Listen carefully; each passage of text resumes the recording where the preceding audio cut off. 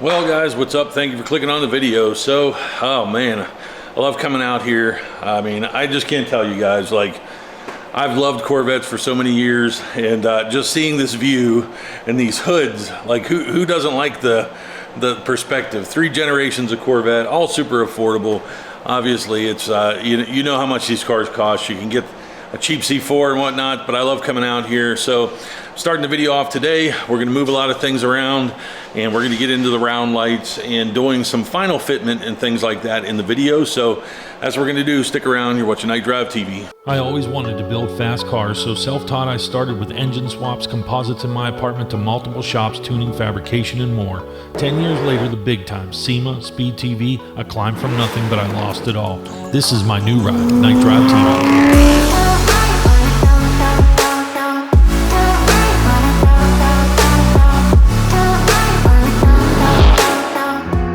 Drivers and drivettes. Oh, beautiful vets. They're dirty though, man. I got to get to washing. Oh, these things are so dirty. You can see I'm not taking care of my vets. They were stored outside. This one is gonna it's gonna be a lot, and this one's obviously always getting taken apart. But look at the ZR1. Oh, it looks terrible as well. So first things first, we're going to be doing some stuff on this one, probably before the other C4. I want to get some seals and things, but this is the car of concern, as always. I've gotten this car back together because I had to move, and so what I need to do is get this car in the other garage, get these headlights covers taken off. We're going to get the rounds set up in here, and I'm going to show you guys what I have to do so that we can get those rounds to ship. So now, if you may notice, there's a big machine out there. As with so many things that have changed in the past month, my mom has actually sold her house and has moved into this. This is her new house. She's retiring to the RV life. If any of you guys had parents or anybody that retired to the RV life, I don't know, you know, it makes you wonder, you know, can they do it? I'm sure some of you have maybe experienced it to where your parents are like, oh, we're hitting the open road. They're not going to be driving around in this too much. They're more or less going to, I think, live kind of in RV parks and just kind of stick around Nevada. But she left Louisiana, so that was another thing coming in as I was moving. Colin left, so they came in the same day actually, and so she's here, and we got a nice RV out there, so I helped them acquire that. So there was a lot going on, so I'm very overworked this month. So let's hit the shop, get it cleaned up. The key is to keep it on an angle. Why do I have this chair? I've carted this chair around the country. I'm gonna sit in it just because. I bought them at Staples in downtown LA in 2010. We had a car at the LA Auto Show. I bought these chairs at Staples in downtown LA. This GT Milan is an absolute monster with twin turbos and pushing over 900 horsepower. When we were done with the show, I put them into the car. I actually disassembled them. We were getting the car shipped back with reliable carriers. I disassembled these chairs, sent it back to Pennsylvania, had them in Pennsylvania. So this is the part of the channel where I introduce you to Lace's brother. He used to hate being on camera, and yes, I used to push his buttons, and yes, he's sitting in the chair. Number 2. Yep. Pushing buttons. This is how he acts all the time, people. I'm gonna edit this. I'm gonna edit this together on YouTube. Took him down to Georgia. Oh my God. This dude was like, man, you got wooden Houston legs. So Josh is about to get one of these weird toe cramps when he quit drinking, and he's sitting in the chair in front of Lace's old BMW 330 Ci in matte blue, and in front of the bus that we had. We were gonna make into an RV, but I lost my shop space. Took him to here, move, going in the dumpster. So this is one of these instances that we don't know. It's a car part, we don't know what it is. I think it's for Lace's car. I think it was a spoiler that I picked up along the way, or somebody sent me. I'm not really sure. So sometimes, like Chinese companies, they send me emails. They see I have a Corvette channel. They're like, hey, if you want to carry this. I could be wrong. I'm just not sure what it is. It's Chinese, all right. You know, obviously you could wrap it. I could even, you know, I could overlay real carbon in it, at least. I mean, Works for me. You want real carbon on it? You could. Yeah, let's do it. You wet sand it, Lace, not me. I'll spray it on. We'll tack some on there. We'll make it real carbon. It'll be our secret, and the rest is Night Drive TV, so they won't know. Looks like it's dipped.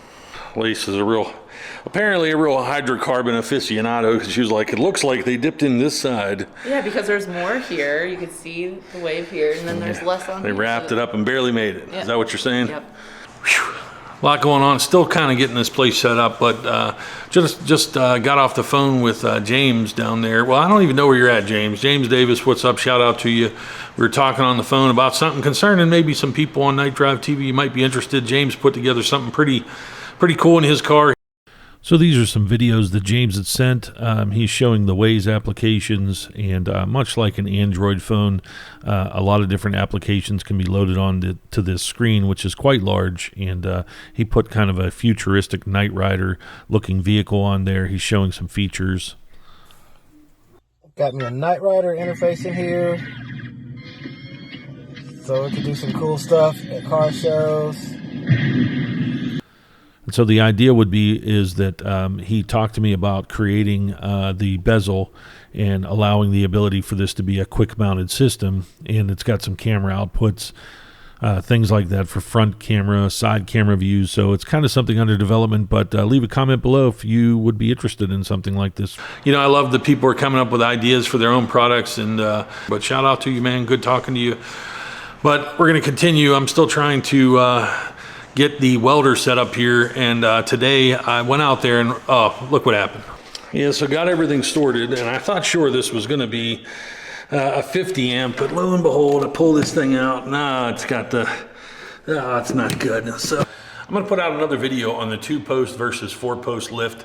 It seems to be, you know, on the forums, on Corvette forums over the years, a lot of people question, like, what type of lift should I get? I think, you know, since I've had multiple 2-posts, I've had multiple 4-posts, I've had the scissor lift, I kind of wanted to give my insight, so check out that video. Because there's such an abundance upstairs, I don't have much in here.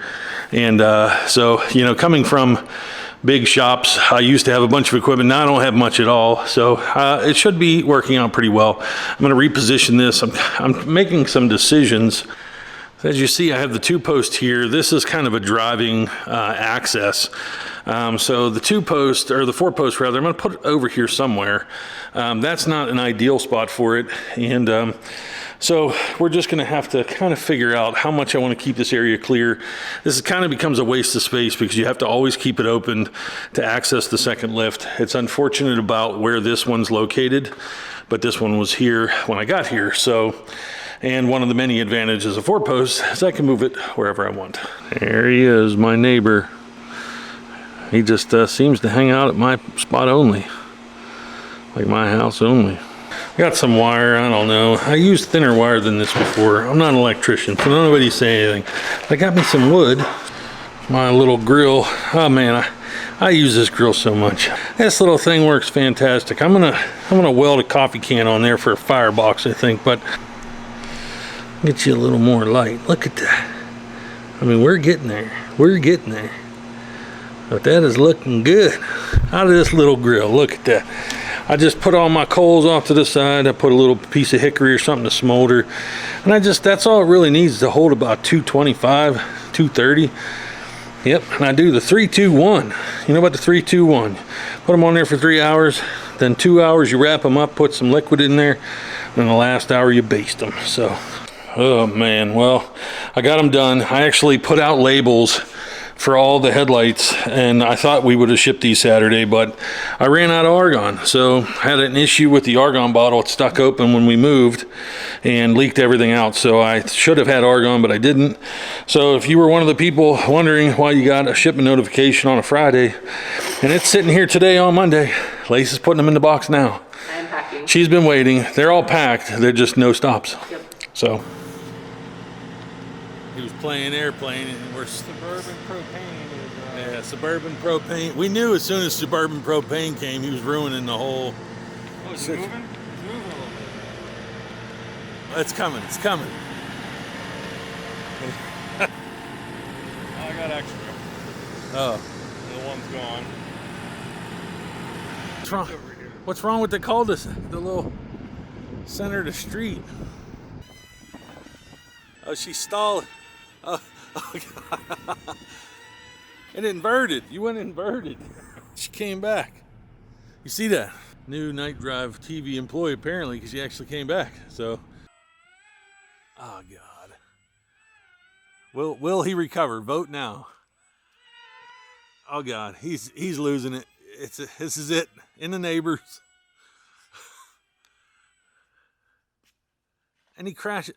We're doing a little testing on the new machine here, kind of calibrating the Z first layer, and you set the Z height here, kind of allows for better adhesion. So for the rounds, I need to make a few adjustments to the pod system. So that's what we're doing here.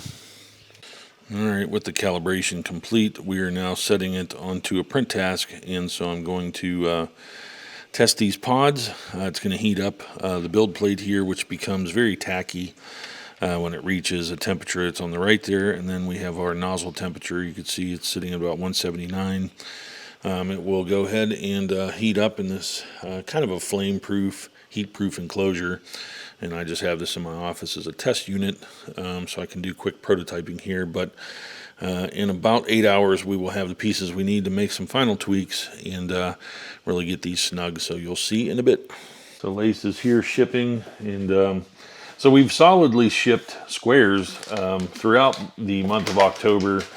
Just trying to set everything up. She's got this TV and surround sound, and she's got everything pretty sorted. We got a new tape machine. This is is this better, Lace? I mean, better, you like it better? It keeps the glue off my fingers. Keeps the glue off her fingers. So we have that, and then, you know, like I said, she's been boxing them up. So we do have a little bit of a supply shortage on the squares, but we're pretty current on the squares. I think what we're shipping here was only ordered about 7 days ago. But we had a problem with the rounds yesterday, and you know, people getting upset. So I need to talk about the round situation. So, you know, let me explain why the rounds have had delays, and I need to explain this once and for all, because you know, I field a lot of messages, emails, phone calls, and I understand everybody wants to know where their order is. When you're an individual and you've ordered one particular item, obviously you're thinking about that item, and I fully understand that, because I'm that person. I order things, and I'm, you know, often thinking, when is it coming, especially if it's something exciting or something for a car or something like that. So I get that. Obviously, in the C5 market, it's limited. We don't have a lot of options, and so that's what led to this company. It's what led to me making these products. It's often what has led me to make products for other genres, even in the past. So, you know, the situation is with these, and as many people will vouch who have followed Night Drive TV and bought the square lights, you know, we went through a lot of issues for the past 2 years. I don't have to explain to you guys why the supply chains are fouled up, why we have gone through an unprecedented time, and so maintaining supply and consistency in this company, especially a new company, it was very difficult. But I did that, and I made good on those promises. And when we did a big pre-buy, obviously a lot of people put their money out there, trusted Night Drive TV to come through, and I came through, and Lace and I came through, and my brother came through in terms of making the lights and things. So, you know, obviously, just by nature, being a small company, and this is a very niche audience, this is, even though there's a lot of C5s out there, it's a niche. You know, pre-buys are very necessary to be able to develop a product. And so when you participate in a pre-buy, there has to be a level of understanding, especially given what we're going through with the debacles that are happening with supply chains and things. You just have to force yourself to have patience. And so, you know, I ran into this situation where one person got very upset and kind of came at me last night. This was Sunday, October, 23rd, it would have been. And, you know, he's upset about his round lights. He has ordered, he's waiting for them. He's down in Florida. But, you know, he was taken to the bank apparently by... I'm not even going to say the name of the company, but I think anybody who's in the C5 world will know that there's one particular individual in South Carolina that took a bunch of people's money. And from the sounds of it, quite honestly, it's ridiculous. It sounds like, I thought it would have been minimal in the beginning, but it sounds to me like this could be $40,000, $50,000, $60,000. I have so many customers come to me, and maybe you guys don't know you're out there or how many of you there are, but the fact that there is a widespread fraud essentially happening to where a ton of people have paid an amount of money throughout 2021 or 2022 and have received absolutely nothing. He was upset about that, and he's saying, I think you're like this guy. And so, I've worked very hard to be sure that I've built this audience. I have the Facebook group, KnightDriveTV Corvette Enthusiast Group. I answer as many emails and phone calls as I can. This is a very difficult job in the sense that I have about 10 jobs, customer service and design and engineering, and obviously managing the production side and resupplying and trying to develop new products and things like that, make videos. This process of making videos, shooting and editing them, tagging them, doing all that stuff alone, I'm trying to probably do 6 full-time jobs in a one guy working 12 to 15 hours a day type of time cycle. So when this kind of stuff happens and people get upset, it really takes a lot of energy out of me. And I understand people want a product and things like that, but with a small company, you need to exhibit some type of understanding that small companies are fragile. And yes, there are bad ones, and there's a lot of good ones fighting for you guys to create products and to be a part of the community and build community, while there are ones who just are doing nothing but taking and destroying that community. So, direct your angers in the appropriate places is what I'm asking. It is very important that all you guys who watch Night Drive TV defend Night Drive TV, and based upon the reputation and the experience that you've had with me. I had a YouTube guy recently put out this video and just nitpicked the whole kit, but then at the same time, acted like he vouched for it and thought it was great. It was a very mixed message, and a lot of his audience members thought, this sounds like doublespeak or somebody would, double-minded or something, trying to exhibit this like favoritism, but yet, criticism the entire time. I was in communication with that person the whole way. They portrayed it to be completely different in the video, and I just don't understand the motives of people. I mean, you're destroying your own community when you go after a small company that's trying to create product for you, and because you're mad because in some cases it's the people missing a part of the directions or not seeing a detail in the video, and then getting this aggravation, and then this timeline begins that you got to get back to me, boom, boom, boom, boom, boom. When you're on my end fielding a lot of emails, a lot of phone calls, I can't remember sometimes speaking to somebody 2 days ago. They call me, hey, this is Bill. Okay, Bill, how are you? Refresh my memory of what we're talking about. I wish that weren't the case, but I'm a simple human being, I guess. I'm not Rain Man, when it comes to remembering every detail. So I just think the community has to exhibit some understanding. So when it comes to the rounds, this month, the move, it has been me focusing on mostly getting this whole place in order and getting it to where it's not just running, but efficiently running. If you move, you can't just throw things in place and start working again. I have to build it in a sense to where it's not only back to where it was at the other house, which was tight, but now it's more efficient and it has the ability to grow. So, that's what I had to put the time into. And then throughout that, we kept shipping squares. So, a lot of kits have shipped throughout the month of September and into October to where we're pretty much current almost. And so, that allows room for production for rounds. I hired someone new. We went through a training process there. So the final step here is to do something that is in response to what I've experienced from a lot of people with a lot of kits out there. Is this summer we had a few of the brackets sliding, and there was epoxy joints that I was using that I think I want to redesign. I started thinking before I put out the rounds, I want to redesign parts of these brackets and really elevate the bracket, the strength, the consistency of the bracket, because some people have had isolated issues, and I replaced their stuff immediately. They talk to me. I don't want anybody to feel like they don't have a good product, even for the price that I feel undercutted the market tremendously. I still think you should, you know, obviously have a quality product, a good enough product. Everybody has to understand its compromises.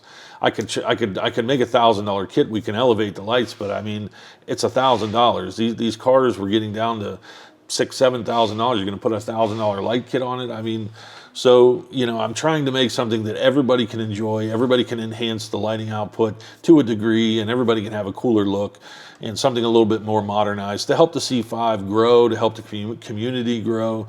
So, you know, I just need these brackets to just be as good as possible. And so we're going to go into the version 3 iteration, and they're going to have locking outer mechanisms, and they're going to be able to support even more weight because there's another type of light that I'm coming out with that's heavier. So, you know, you guys know I don't like weight, but I have to have it support the weight. So I'm sorry this is long-winded, but this has been consuming my energy, the kind of the battle of a few isolated cases of people just really doing more harm than good. And if you can't be patient, and if you can't support a venture like this, then just don't buy. I just don't understand why people put themselves, if you know you are internally just impatient or volatile, you know what I mean? I understand you want a product, but don't, you know, it doesn't help me. It hurts everybody. It hurts the whole entire project. So, you know, I'm working every day, but I have to take breaks at time. I have to take a rest, and it's very difficult. So the point is, you know, right now I'm finalizing those design changes. We're coming up on SEMA, where there's a whole week to where I'm dedicating a lot of energy to SEMA videos. And obviously every year I go and I get all the Corvettes. I do all these things. It does very good financially for the channel. Last year, the Corvette video that I put out with C8 was over 300,000 views. In the span of only a couple months, that video made KnightDriveTV about $6,000. So, you know, I need to be able to do that too, so I can continue. And so I'm trying to hire more people. That's the objective going into 2023. I have to release a few products. I have some surprises coming for people, and I'm really working diligently on. I really want the bezels done. Everybody goes on and on about the bezels. I understand that more than anybody. I want the bezels done. The rounds have to get done, then the bezels are coming. That's it, guys. I can't say anything else. I'm going to release a full video on the rounds. I'm just going to wrap this up right here to get this out. And just understand that in a couple days here, all the CAD that I'm doing right now and final testing is going to be in the next video, along with the full debut of the round lights and a secret product. I'm out.